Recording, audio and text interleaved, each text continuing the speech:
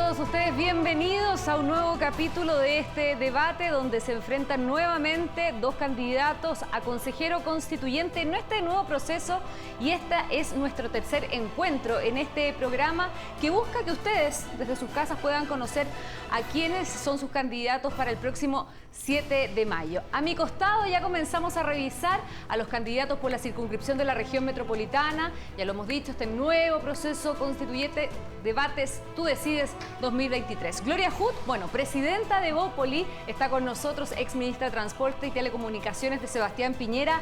Compite por el Pacto de Chile Vamos, llamado Chile Seguro. ¿Cómo está, Gloria? Muy bien, muchas gracias por invitarme. Muchas gracias a usted por estar con nosotros en esta oportunidad. Bueno, también estamos con Rodrigo Rettig, abogado, ex administrador municipal de Futrono. Compite por el Pacto Unidad para Chile, que incluye a los partidos de Apruebo Dignidad, del Partido Socialista y su partido también, el Liberal. ¿Cómo está? Muy bien, muchas gracias por la invitación. Vamos a hablar en algún minuto, si es que nos alcanza el tiempo, de la situación en que está el Partido Liberal también en el gobierno, porque no ha sido fácil durante las últimas semanas, ¿o no? Podemos abordarlo efectivamente en caso de ser pertinente. Perfecto. Vamos a partir sin duda con uno de los temas que ha marcado la agenda de estos días, y es el asesinato de una nueva carabinera, una nueva mártir, la sargento Olivares, ha marcado sin duda el debate y ha impulsado además que el Ejecutivo vaya tomando decisiones más aceleradas respecto de la llamada agenda de seguridad. Una suerte de fast track en el Parlamento para sacar adelante varios proyectos de seguridad. Quiero preguntarles a ambos respecto de este tema particularmente. ¿Debe haber un capítulo especial que aborde el tema de la seguridad, garantizarla constitucionalmente probablemente, Gloria, en este nuevo proceso, abordarla de alguna manera? Profundizarla, porque ya existe en la Constitución la obligación del presidente de hacerse cargo de la seguridad de las personas. Existen también las facultades de las instituciones de orden y seguridad para ejercer la tarea de proteger el ejercicio de los derechos de los ciudadanos. Lo que pasa es que se ha distorsionado gravemente y se viene debilitando el rol de los órganos de orden público y seguridad. ¿Por qué dice que se ha debilitado? Porque hace un par de años el mensaje ha sido de desgastar a las organizaciones, especialmente a Carabineros. Y vimos desde 2019 cómo brutalmente se agredía a la institución de Carabineros. No quiero ser grosera, pero recordemos frases como puta maraca, pero nunca paca, o el perro matapaco, o los rayados de acá, o tantas cosas que denostaban a los carabineros. Eso tiene consecuencias. Lo que está pasando ahora tiene que ver con el debilitamiento de la fuerza y con el debilitamiento de las facultades que tienen los órganos de seguridad para ejercer su tarea, y con el debilitamiento también de las decisiones que el propio gobierno está tomando respecto a este tema. ¿Usted atribuye ese debilitamiento de las instituciones a algún sector en particular? Es evidente cuál es el sector. ¿Cuál? Es la izquierda, Frente Amplio, todos los que promovieron esas acciones violentas y las sustentaron. Existen muchos tweets, incluso de ministros, personas que ahora nos gobiernan, el propio presidente de la República, denostando a Carabineros. Pasemos un poquito acá por Rodrigo. Rodrigo, ¿te haces cargo de esas críticas que apuntan a su sector? Usted está dentro del Partido Liberal, ahora en este proceso de elección está con el Frente Amplio, con Apruebo Dignidad. ¿Se hace cargo de esa crítica? Bueno, antes de responder esa pregunta, quiero enviar las condolencias a la familia de la sargento segunda Rita Olivares, en particular a sus dos hijos de 12 y 15 años. Me parece que lo ocurrido ayer es grave. Sin perjuicio de ello, el Código de Justicia Militar establece en el artículo 416 que persona que mate a un carabinero en servicio tiene penas que van desde 20 años, es decir, presidio mayor en su grado máximo, a presidio perpetuo calificado. La legislación de hoy contempla la sanción más gravosa para quien atente contra carabineros, y nosotros esperamos, como Partido Liberal y como candidatura de Unidad para Chile, que se aplique esa pena a la persona que mató a la sargento Olivares. Usted ha nombrado la justicia militar, sí, pero hace mucho tiempo que no vemos funcionar la justicia militar, perdón lo que pasa es que hay que explicar que el homicidio a personas que son de las fuerzas de orden y seguridad está establecido en el Código de Justicia Militar. El homicidio a un ciudadano común, la pena parte en 10 años y un día hacia adelante. Cuando uno mata a un carabinero, es tan grave que la penalidad hoy es de presidio perpetuo, es decir, de presidio mayor en su grado máximo a presidio perpetuo calificado. Y haciéndome cargo de lo que señala la candidata Huth, que tiene en parte razón, en el sentido que el negro matapaco es El perro. El perro de Matapaco es un episodio que, sin lugar a duda, me pareció que es ineficiente en cuanto a la búsqueda del respeto a Carabineros de Chile. Pero me parece que plantearlo como se plantea es un falso dilema. ¿Por qué? Porque nosotros tenemos que recordar de que el año 2019, no lo digo yo, lo dicen eximias instituciones del derecho internacional de los derechos humanos, se atentó contra la ciudadanía y se le violaron los derechos humanos a la ciudadanía que protestaba y había evidentemente también delincuencia en ese contexto. O sea, ¿usted cree que fue una acción institucional por Me parte parece de que Carabineros? cuidar a Carabineros de Chile implica reconocer cuando falla y poner en antecedentes del Poder Judicial cuando se violan los derechos Pero la humanos por pregunta es si parte usted de cree ellos. que hubo una acción institucional y por parte del Estado de violar esos derechos humanos. No, yo no soy conteste con esa tesis. Yo creo que fueron excepciones, pero es evidente que una vez que tenemos excesos por parte de las fuerzas de orden y seguridad, que es a quienes los mandatamos para que sean los únicos legitimados para el uso de la fuerza, ello debe ser denunciado. Y me parece que el respeto a Carabineros de Chile y el cuidado de ellos parte por denunciar como cualquier organización. En una empresa, ¿eso justifica una tesis como la del perro Matapaco? No, por eso distinguí y señalé que el perro Matapaco era un exceso que evidentemente debe ser desvirtuado o eliminado del contexto de la discusión pública. Pero sí creo que nos hacemos un flaco favor pretendiendo sostener de que no hubo exceso el año 2019 y que eso generó denuncias por parte de organismos de derechos humanos, y para cuidar a Carabineros necesitamos poner antecedentes del sistema anterior, tal como ocurre en cualquier empresa. Usted señora, usted señor que está en su casa y es un empleado de una empresa. Cuando ocurre un exceso es evidente que es necesario denunciar al gerente general o a un empleado que está haciendo mal su trabajo. Y eso... ¿Usted quiere hacer una réplica sobre el punto? Por Porque supuesto, de una u otra manera sí. también hay una crítica a la institución, también con lo que sucedió en el contexto del estallido social. Todos los casos que tienen alguna argumentación respecto a afectar derechos humanos han sido juzgados o están siendo juzgados, están en la justicia. Correcto. Aquí no hay un tema institucional y creo que aquí uno debe demostrar con hechos el compromiso. Lamentablemente también se promovió una agenda de seguridad en el año 2021 y todos los proyectos de esa agenda de seguridad, la ley Naim, el robo de madera, la infraestructura crítica, fue votada en contra por quienes en ese tiempo eran diputados. Y que hoy día partiendo gobiernan. por el presidente Gabriel Boric, Camila Vallejo, Giorgio Jackson, Nicolás Grau. Disculpe, ahí Rodrigo, ¿usted cree que hay un cambio de incluido discurso? Vlado Mirosevich, cuando se trató de aumentar las penas para aquellos que agreden a Carabineros. Vlado Mirosevich, presidente de la Cámara, bueno, también integrante del Partido Liberal. ¿Hubo un cambio de discurso por parte de quienes hoy gobiernan, como dice Gloria Hood, quienes antes eran diputados y votaron efectivamente contra muchos de estos proyectos de seguridad en el Congreso? Es que lo que pasa es que esto de decir votó en contra tal proyecto, hay que ver el contenido de ese proyecto para ver si el voto en contra o a favor permite comprender de si es eficiente o no de cara a la ciudadanía. La gente tiene que entender, yo me dedico al derecho penal, yo soy un usuario del sistema procesal penal. La gente debe comprender que un imputado conocido, ahí está el quid del asunto, un imputado conocido por un delito como homicidio, robo con violencia e intimidación, violación, etcétera, delitos graves, 10 de cada 9 formalizados van a prisión preventiva y 9 de cada 10 sentencias son condenatorias. El sistema procesal penal, en el contexto de imputados conocidos de delitos graves, es una moledera de carne, se van todos a la cárcel. Por lo tanto, hay que identificar que ese es un mito. El mito de que nadie se va preso, eso es falso.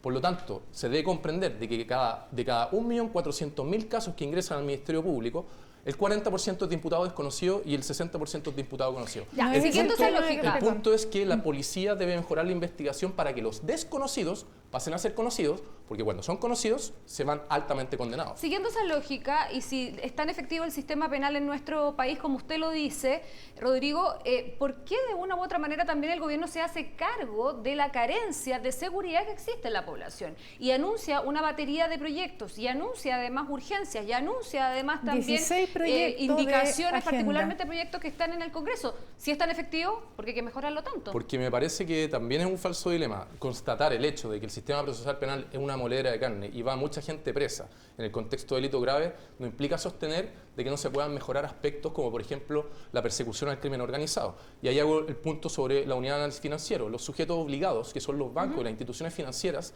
deben por ley alertar las operaciones sospechosas de narcotráfico, por ejemplo, que ocurren con las bandas criminales en sus cuentas corrientes. Eso se debe atacar. Los sujetos obligados de la ley 1993, el artículo 3º, deben proveer la información a la UAF a efectos de que la ingrese al Ministerio Público y se puedan perseguir esos delitos. Hablemos sobre este tema. ¿Es la Constitución, les parece? Ustedes son candidatos a redactar la Constitución en base al proyecto también de los expertos. Sí. Solo precisar sobre ese punto. Aquí uno tiene que dar evidencia. Y la ley Naim, por ejemplo, que aumenta las penas para quienes agreden a carabineros, la votaron en contra. Ahora viene de nuevo... Naim 2.0. 2.0 y sigue ahí 2 años tarde. Nosotros podríamos haber tenido una política de sanciones mucho mayor ya aprobada. Entonces, creo que es bien importante. Aquí no se trata de hacer los análisis de las estadísticas, se trata de ver que ya llevamos 980 carabineros heridos y 9 muertos. Este año, estamos en marzo, y la ley Naim lleva 2 años esperando. Hablemos sobre el tema de constitucional, me parece que no podemos dejar de lado la información estadística que permite aterrizar la conversación y darle contenido concreto. La ley Naim, que respecto a la cual si a mí me tocara votar estaría de acuerdo, sube la pena por matar a un carabinero en servicio de presidio mayor en su grado máximo a presidio perpetuo calificado y elimina el grado mínimo, es decir, saca los 20 años de cárcel y solo la deja en presidio perpetuo calificado. No se puede conmutar la pena por otra. No se puede conmutar la pena en contra. Ya, demos vuelta a la página con este tema, pero solamente un rey para la suma. ¿Ustedes contemplarían más medidas de seguridad en la Constitución, si bien no se tiene que hacer mención tan puntual y tan específica a la Constitución? No, lo hemos discutido también respecto de una Constitución más minimalista que maximalista. Por supuesto. ¿Cree que es necesario contemplar temas de este aspecto? Por ejemplo, el crimen organizado, no sé. Perfeccionar el artículo 19 actual, garantías fundamentales, no establecer tan solo la educación, la salud, las pensiones tan necesarias y la vivienda, sino también el derecho a la seguridad ciudadana. Lo podemos establecer como una garantía fundamental que no está el día de hoy en concreto en ese artículo. Varias cosas más. Yo creo que también la Defensoría de las Víctimas. Estoy de acuerdo. Tenemos un problema tremendo de personas que llegan, está su agresor frente a ellos con un abogado pagado por el Estado y ellos tienen que contratar un abogado propio. Creo que eso es una corrección urgente que tenemos que hacer para también dar la sensación de igualdad ante la ley. Tenemos que resguardar a las policías para que ejecuten su tarea debidamente y tengan la protección que les permita confiar en que si hacen uso de la fuerza dentro de las reglas de uso de la fuerza y dentro de lo que la Constitución y su ley orgánica les permite, no van a ser condenados a priori como ocurrió. ¿Debería estar en la Constitución eso? Debería estar, por supuesto, porque un derecho básico para ejercer todos los otros derechos es poder vivir en paz. Ahora, esto choca de una u otra manera también, o podría chocar con lo que ya ha resuelto parte del Comité de Expertos frente a este capítulo de excepción distinto, ¿no? Que no quedó establecido en el índice de la Constitución, de la propuesta que se les va a entregar a quienes resulten electos como consejeros. Quedó excluido este capítulo especial de las Fuerzas Armadas. ¿Cree que está bien, que es necesario contemplarlo dentro de la Constitución? Sí, yo sé que es distinto, pero de una u otra manera se liga también. Coincido con Gloria, es distinto. Sin embargo, es una batalla que yo considero que no se debería dar a efectos de maximizar la posibilidad de que la Constitución nueva se apruebe. Es tan importante lo que nos jugamos de cara al futuro, a efectos de que la gente pueda ser realmente libre, porque la libertad no es lo que la derecha nos ha dicho hace 50 años. La libertad es un concepto, es una virtud de la filosofía política que tiene siglos de tradición y que nos dice que el Estado no se debe meter y proveer salud, educación y pensiones. Pero me parece que es una batalla que si la derecha quedaría tranquila con que esté el capítulo de las Fuerzas Armadas, si me tocara a mí, yo estaría a favor de lo anterior. De conceder ese punto. ¿Y usted? ¿Cree que es necesario? Para su sector hay una cierta sensibilidad con el punto en particular. Y la explicación que ha dado la presidenta de la comisión experta es que está en el capítulo de gobierno. Exacto. En la medida que esté considerada una dedicación a la descripción, funciones, roles de las Fuerzas Armadas, creo que está cubierto el tema. En la Constitución actual están en un capítulo separado y si el contenido es el mismo, puede estar absorbido en otra parte, pero creo que hay suficiente evidencia para demostrar que necesitamos tener un tratamiento especial en esos casos. Así que mi recomendación sería tener un capítulo separado. Como digo, si parte de la transacción es que quede como un subcapítulo en otra parte, a la misma altura que instituciones que tengan responsabilidades de alcance similar, entonces es un tema que se puede conversar. Hablemos un poquito sobre lo que pasó el 4 de septiembre. ¿Usted votó Apruebo, me imagino, ¿no? Correcto. En base a esa decisión suya de aprobar el texto sugerido por la Convención Constituyente, ¿hay algún capítulo, elemento, artículo que le gustaría rescatar de ese texto? Sí, por supuesto, pero antes de responder... No me lo mencioné completo porque era gigante, por supuesto. Pero ¿algún punto en particular que le parece que sea...? Voté apruebo y respaldaron esa propuesta más de 4 millones de personas. Evidentemente perdió, pero me parece que hay una suerte de cancelación del que votó apruebo, y eso es tan absurdo como pretender cancelar a los que votaron la opción sí el año 88, que está lleno de políticos que votaron sí, con el agravante de que era una dictadura la que iba a continuar, y esto era una opción legítima, que perdió, pero una opción legítima. Por lo tanto, ¿Ve cancelación en eso? me han dicho votaste a prueba, por lo tanto como que siento que parto la discusión o el debate desde una posición donde el espectador ve como minoritaria, así como, él perdió, por lo tanto debe ceder en algunas cosas, y me parece que no es así el asunto, por lo anteriormente expuesto. No creo que estemos en condiciones de cancelar a aquellos que votaron sí el año 88. Dicho eso, ¿qué rescataría del texto que votó apruebo? El Estado Social y Democrático de Derecho principalmente. Es un punto de inflexión determinante para que las personas puedan ejercer la libertad en forma real. Yo soy del Partido Liberal y me parece que la libertad es un concepto que debemos ganarle a la derecha.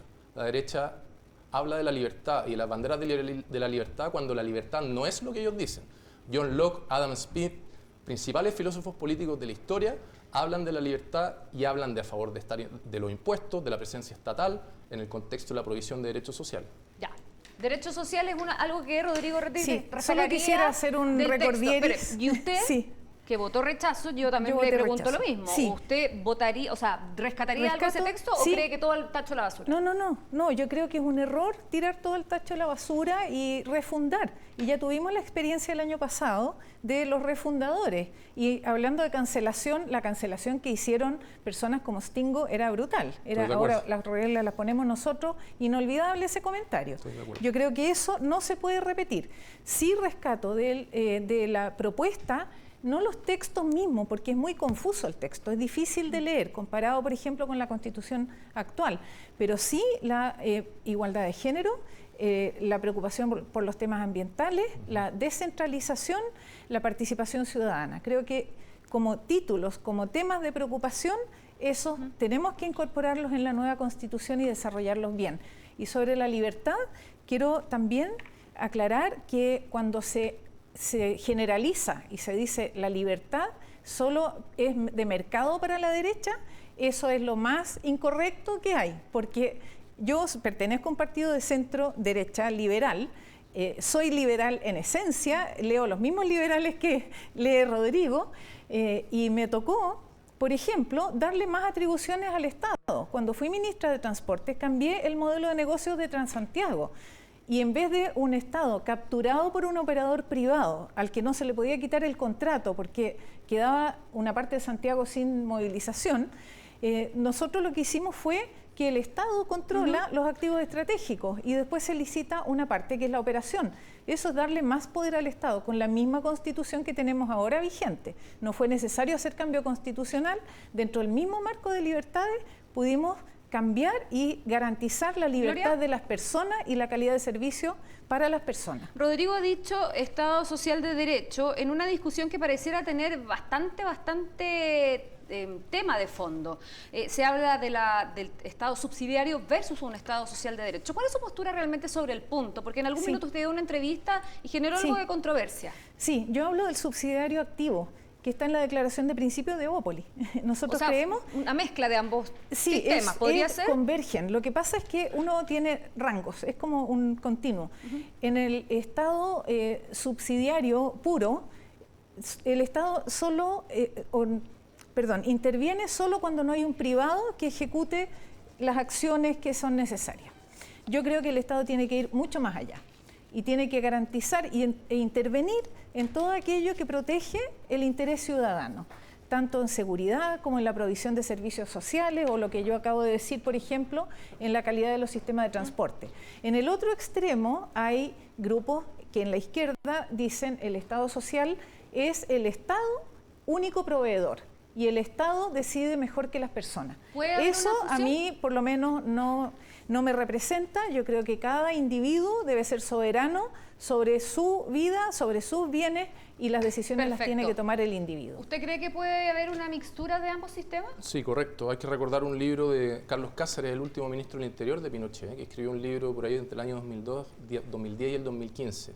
Y Andrés Chadwick, en una nota famosa del año 2005, a propósito de las continuas reformas constitucionales, y que dicen de que lleva la firma de Lagos, ellos dicen de que lo principal que no ha cambiado y que debe defender la derecha en el contexto de lo que no ha sido cambiado por reformas constitucionales es el Estado subsidiario. Dicho eso, el Estado subsidiario ha sido desvirtuado en su concepción original, porque no nace el año 73 con la dictadura militar, y yo creo que es perfectamente armónico poder explorar la combinación entre ambos principios. La Constitución de Michelle Bachelet II lo entendió muy bien, y en su artículo 2 establecía el Estado social de derecho y en su artículo 3 establecía el principio subsidiario. Pero que no sea la subsidiariedad entendida como la estableció la dictadura militar, y me parece que ahí con Gloria Hood y su partido tenemos muchas cosas en común. Más coincidencia. Quiero saber si hay coincidencia o diferencia respecto de lo que está pasando hoy día en el Congreso. Sistema electoral, atomización, mucha fragmentación, lo que es prácticamente imposible llegar a acuerdo. Lo estamos viendo, el propio presidente Gabriel Boric ha tenido esas complejidades. ¿Están de acuerdo con cambiar el sistema electoral? ¿Creen que quizás debería volver al binominal? ¿Se lo pregunta usted directamente, Gloria Hood? No sé si el binominal, yo he estado leyendo mucho y mientras más leo, más opciones encuentro. Entonces todavía estoy en la etapa de decantar. Pero lo que sí es claro es que no podemos seguir con más de 20 partidos para un país del tamaño del nuestro y con representatividad tan pequeña que termina habiendo decisiones que afectan la vida de millones y dependen de personas que representan 1,5 o 2% del electorado. Yo creo que eso hay que corregirlo. ¿Y no pone en riesgo partidos pequeños en formación como Evópoli o el Partido Liberal?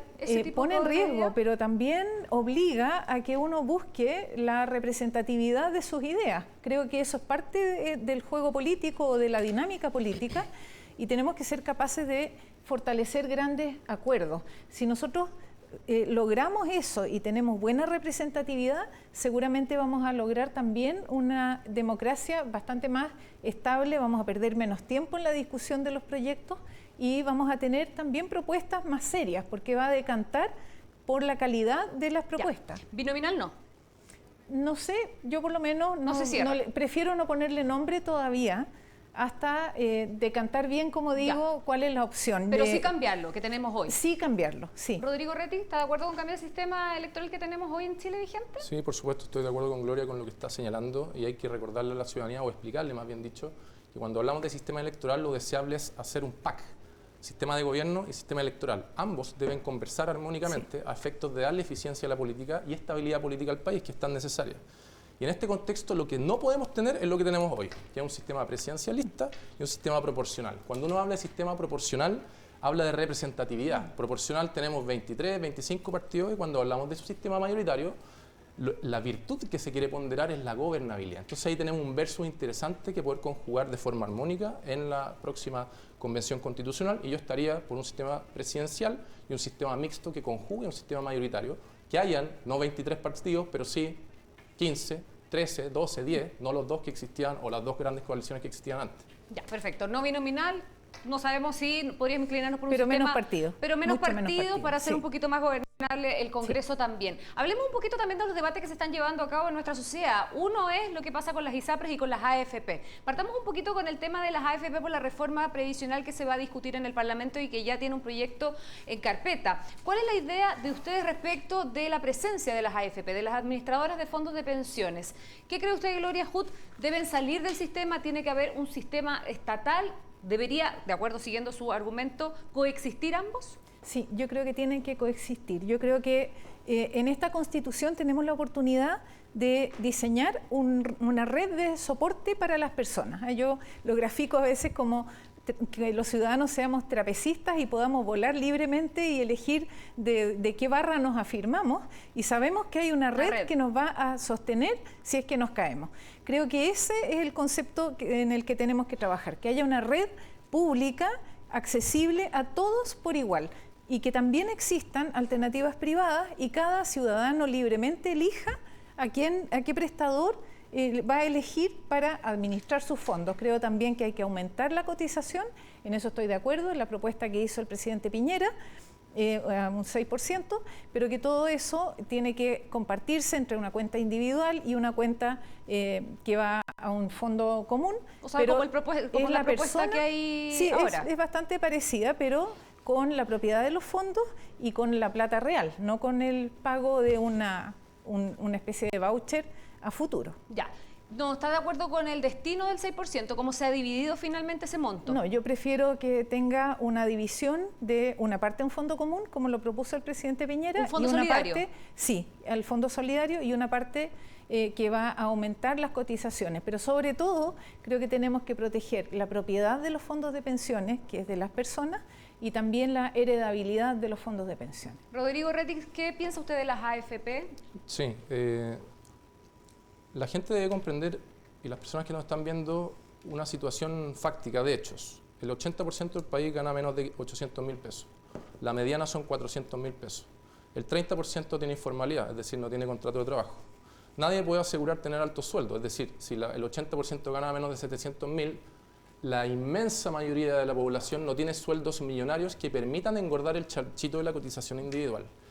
Y como nadie puede asegurar tener contrato de trabajo, 40 años de vida, y nadie puede asegurar no tener accidentes o enfermedades, es evidente que los riesgos deben ser compartidos.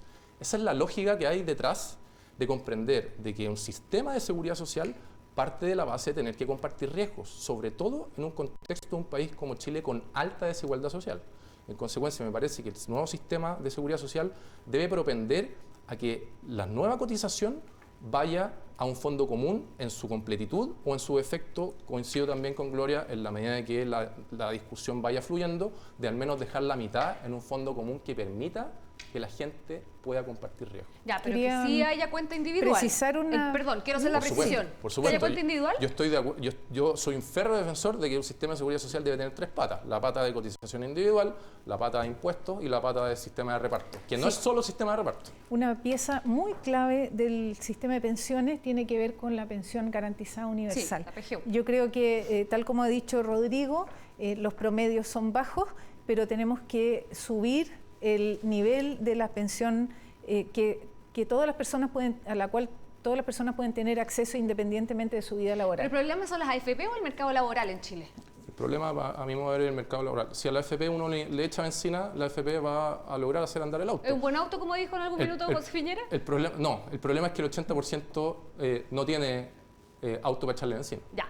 ISAPRES, otro tema también bien candente, bueno, sigue la polémica sobre la posibilidad de su quiebra, etcétera, etcétera. El tema ya está planteadísimo. La pregunta para ustedes es si deben existir o no las ISAPRES, o tiene que existir un seguro colectivo garantizado por parte del Estado, y uno lo puede complementar con seguros, por ejemplo. Eso es parte del modelo alemán, que funciona muy bien, y hay una garantía universal, que es un seguro del Estado, y las personas pueden elegir libremente adicionales. Creo que esa plataforma básica garantizada por el Estado es muy necesaria, y más allá de si se llaman ISAPRES o no, puede haber compañía de seguro, puede haber otras administradoras de sistemas de salud que otorguen prestaciones que son los que las personas necesitan. Rapidísimo, la respuesta también sobre ISAPRES. El seguro alemán de ese país establece que todos tienen seguros privados. Ojo, todos tienen seguros privados, pero la clave es que no tienen fin de lucro. La Constitución alemana y la legislación alemana, agua abajo, contempla lo anterior. Es decir, un privado puede prestar salud como prestación social, pero tiene prohibido el fin de lucro. Claro, pues no puede pretender ganar dinero con aquello. Exacto. Se nos está acabando el tiempo. Gloria Huth, Rodrigo Rettig, muchas gracias a ambos por haber participado con nosotros en este nuevo capítulo de debate del proceso constituyente. Hablábamos fuera de cámara que todavía está un poco frío el ambiente, pero esperamos que en la medida que nos vayamos acercando al 7 de mayo la temperatura vaya creciendo. Lo importante es que ustedes se informen, sepan quiénes son sus candidatos. Gloria Huth, entonces, Rodrigo Rettig, muchas gracias por haber estado con nosotros en una nueva edición de este debate. La invitación es que sigan compañía de T13 en vivo. Que estén muy bien. Gracias. Muchas gracias. Muchas gracias.